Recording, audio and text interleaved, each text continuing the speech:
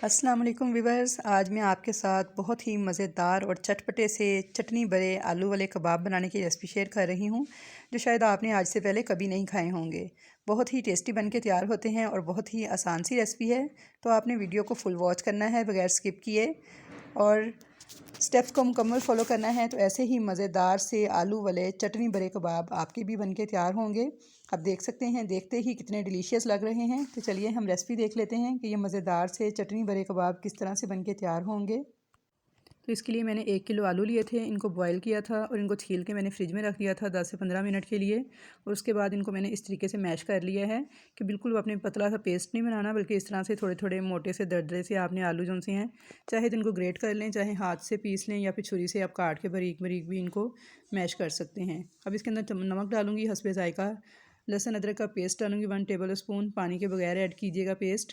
कुटी हुई लाल मिर्च 1 टेबल स्पून, पिसा हुआ ज़ीरा 1 टेबल स्पून, खुश्क पिसा हुआ धनिया जो है वो इसमें मैं डालूँगी 1.5 टेबल स्पून, ये थोड़ा ज़्यादा जाएगा। और साथ ही हल्दी डालूँगी 1/4 टीस्पून। और अब इसको चटपटा बनाने के लिए डालेंगे चाट मसाला 1/2 टेबल स्पून। एक छोटे साइज़ की प्याज थी जिसे मैंने बिल्कुल बारीक चॉप करके लिया है, ये डालूँगी इसमें। और साथ ही इसमें डाल दूँगी पुदीना, तकरीबन 1 टेबल स्पून के बराबर मैंने इसमें पुदीने के पत्ते काट के डाले हैं। और साथ ही इसमें हरा धनिया थोड़ा ज़्यादा जाएगा, आधा कप मैंने इसमें हरा धनिया डाला है। तो आलू के साथ इन सब चीज़ों को अच्छी तरह से मिक्स कर लूँगी। तो हरा धनिया जो है इसका फ्लेवर बहुत अच्छा लगता है इसमें, और लेकिन पुदीना जो है वो बहुत ज़्यादा अच्छा नहीं लगता, तो इसलिए पुदीना थोड़ा कम ऐड कीजिएगा और धनिया थोड़ा ज़्यादा ऐड कीजिएगा। थोड़ा सा मैंने धनिया और पुदीना जो है बचा के रखा है चटनी के लिए। तो यहाँ पे मैंने आलूओं को अच्छे तरीके से मिक्सिंग करके ये बैटर रेडी कर लिया है, ये देख सकते हैं आप। और अब हम इसके लिए चटनी रेडी कर लेंगे जो हमने कबाबों के अंदर जिसकी फिलिंग करनी है। तो चटनी के लिए देखें, एक छोटे साइज़ की प्याज है जिसे मैंने रफली काट लिया है, 3 हरी मिर्चें हैं, तो इनको हम डालेंगे एक चॉपर के अंदर। और साथ ही इसमें डाल दूँगी मैं हरा धनिया आधी गड्डी बारीक काट के मैंने लिया है, ये डाल दूँगी। और थोड़े से पुदीने के पत्ते ऐड करूँगी। हरा धनिया ज़्यादा डालेंगे और पुदीना बिल्कुल थोड़ा सा ऐड करेंगे, क्योंकि पुदीने का फ्लेवर मैंने आपको बताया काफ़ी स्ट्रॉन्ग होता है, तो इसलिए वो ज़्यादा अच्छा नहीं लगता।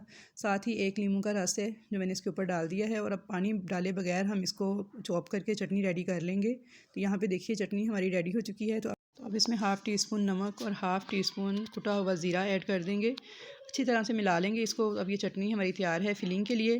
तो चलिए अब कबाब में इसकी फिलिंग कर लेते हैं। तो यहाँ पर देखिए मैंने थोड़ा सा मटेरियल इस तरीके से लिया है, हाथ पर लेंगे मटेरियल इसका तकरीबन एक बड़े पेड़े के बराबर, और इसे अच्छे से फैला लेंगे।